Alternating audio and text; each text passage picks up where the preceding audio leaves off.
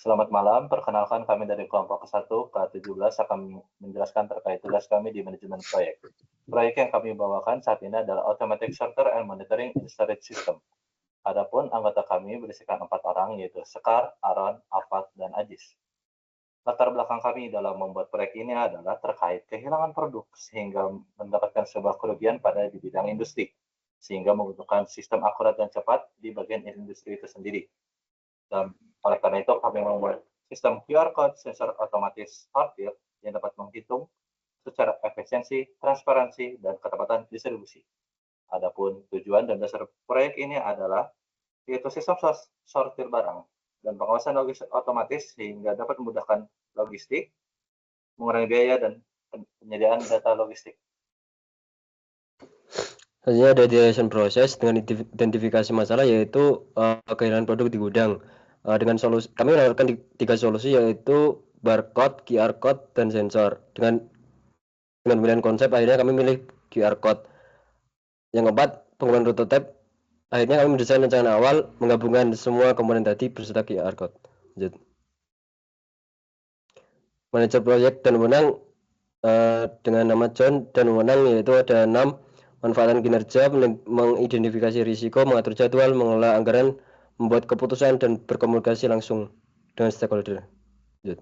Oke, di sini tuh sistem ini secara otomatis bisa memindah QR code setiap produk untuk mengidentifikasi, menghitung, dan juga mencatat data stok real time ke database sambil mendeteksi apakah ada error secara instan.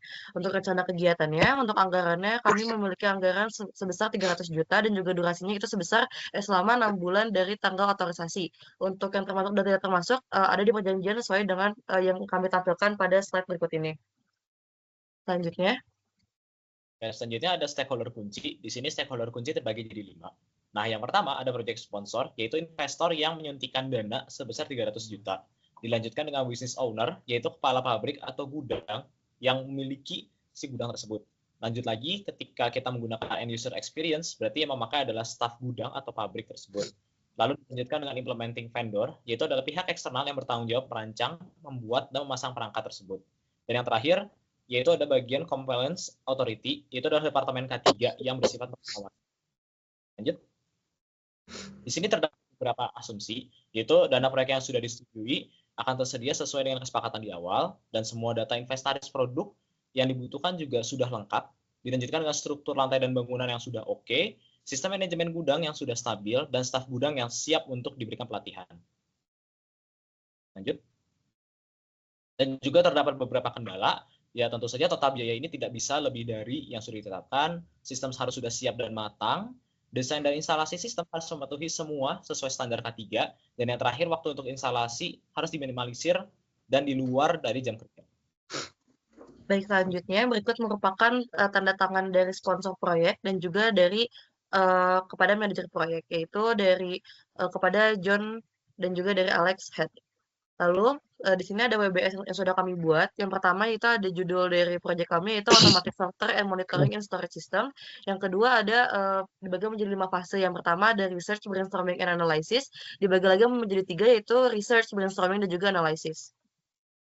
Lalu dilanjutkan nomor 2, desain dan operasional yang terdiri dari 3, yaitu high level design, design phase, dan final design review. Yang ketiga ada prototype and testing dibagi menjadi 4, yaitu prototype development, internal testing, beta testing, evaluation, and refinement. Yang keempat ada evaluation and finalize dibagi menjadi 3, prototype development, internal testing, dan alpha testing. Lanjut. Dan yang terakhir yaitu launching produk yang mendapat 4 poin: pre-launch preparation, marketing and communication, development and rollout, dan terakhir post-launch evaluation. Begitulah presentasi kami terkait tugas pertama manajemen proyek. Apabila ada kesalahan, mohon maaf. Terima kasih.